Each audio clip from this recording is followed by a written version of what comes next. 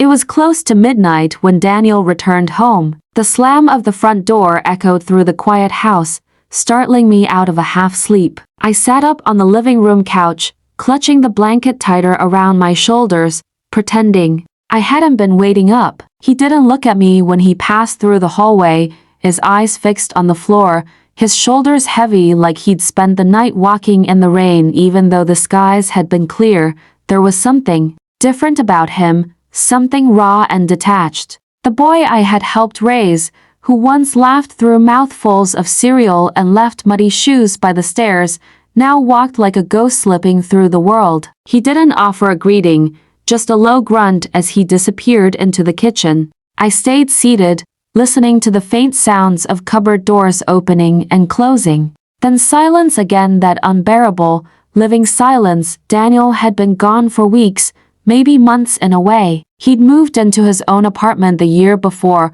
only coming back for birthdays or the occasional Sunday dinner. But even then, something about him had grown more reserved, like he was always guarding something beneath the surface. At first, I chalked it up to adulthood. Everyone changes in their 20s, right? But this was different. It wasn't the distance of growing up. It was the distance of someone carrying something they didn't know how to put down.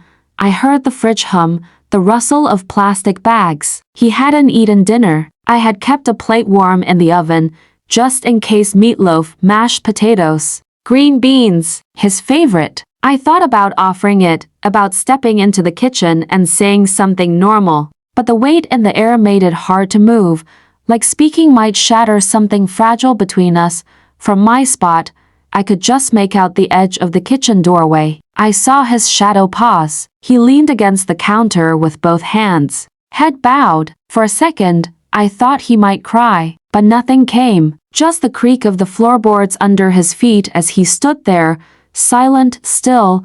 I suddenly felt like a stranger in my own home. My husband was out of town for work as usual, and the house, which had always felt too quiet when I was alone, now felt crowded with unspoken things. I remembered when Daniel was younger, when he'd talk to me about school or ask me questions. He was too embarrassed to ask his father. Somewhere along the way, that boy had vanished, and in his place stood a man with tired eyes and a secret stitched into every quiet breath he took.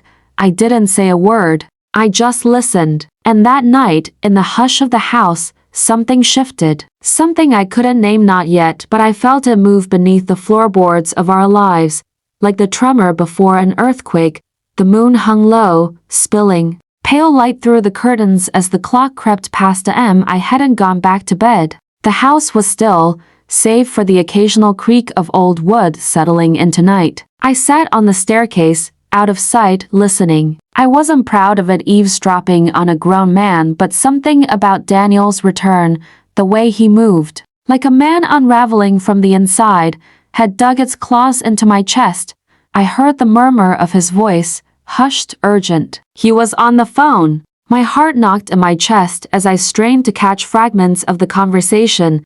No, I couldn't tell her. She wouldn't understand. A pause. I didn't plan for this to happen. I didn't mean for it to go that far. Another pause. I needed to feel something. Anything. The words hung in the air like smoke, thick and clinging. I felt a chill crawl across my skin, a strange kind of dread blooming in my stomach. It wasn't fear exactly, it was something heavier, a recognition. There was a truth in his voice, something deeply personal and cracked open. I didn't understand the details, not yet, but I knew the sound of someone barely holding themselves together. I had heard it in my own voice once, years ago, after his father and I had our worst fight.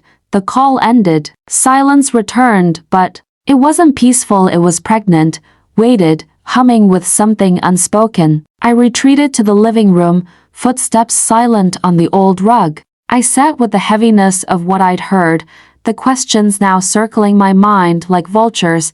That morning, while Daniel slept, I walked into the kitchen. His phone sat face down on the counter, charger trailing like a vine. I stared at it. For a long time, torn between instinct and guilt, I didn't touch it. Instead, I turned to the stack of mail by the door, something mundane to ground me. Tucked between bills and ads was a letter addressed to him. No return address. I didn't open it. I didn't need to. I knew whatever was inside, it was part of whatever had carved the hollowness in his eyes.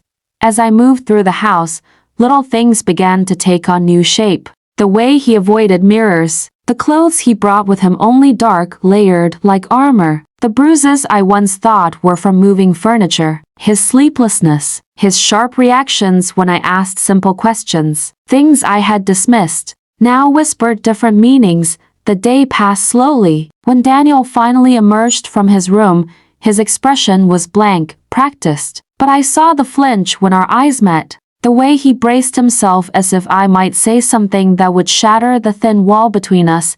I said nothing, just offered him coffee. He nodded once, grateful, silent, but the secret had already slipped into the space between us. It was there in the clink of the spoon against the mug, in the way neither of us dared speak of the night before.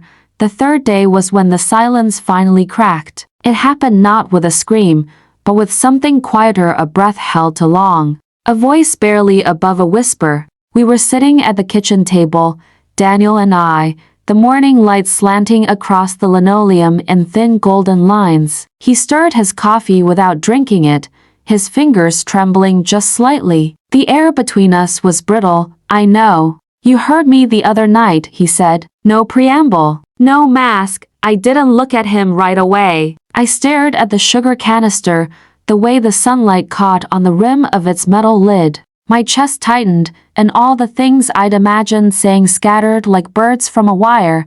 I wasn't trying to, I said finally, my voice even, soft. But yes, I heard. He nodded slowly, lips pressed into a line. For a moment, I thought he might shut down again, sink back into that unreachable place. But instead, he exhaled long, deep, like letting out a weight he'd carried for years.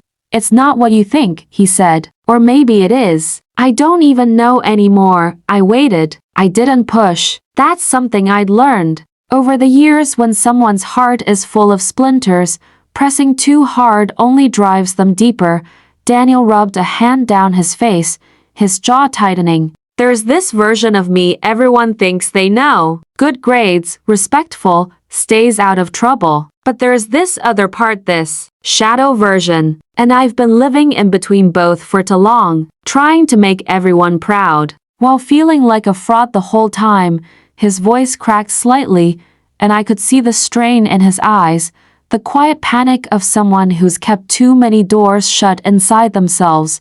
I made mistakes, he said, more quietly now. I got involved in things I shouldn't have. I hurt people. I lied. I lied to you. That last part seemed to take the most out of him. He looked at me then, eyes searching for something, maybe judgment, maybe forgiveness, maybe neither. I reached across the table. My hand rested on his, light as a whisper. He didn't pull away. You're not the only one who's ever lived two lives, I said, more to the space between us than to him. You're not alone in that. He blinked, and his breath caught. A long pause followed. The sound of the refrigerator humming filled the silence, mundane and grounding. I don't know what to do next, he admitted. You don't have to figure it out all at once, I told him. Just don't keep hiding. His shoulders fell, some invisible armor giving way. He nodded again, slower this time, and for the first time in days, he took a sip of his coffee. The tiniest shift, but a shift all the same.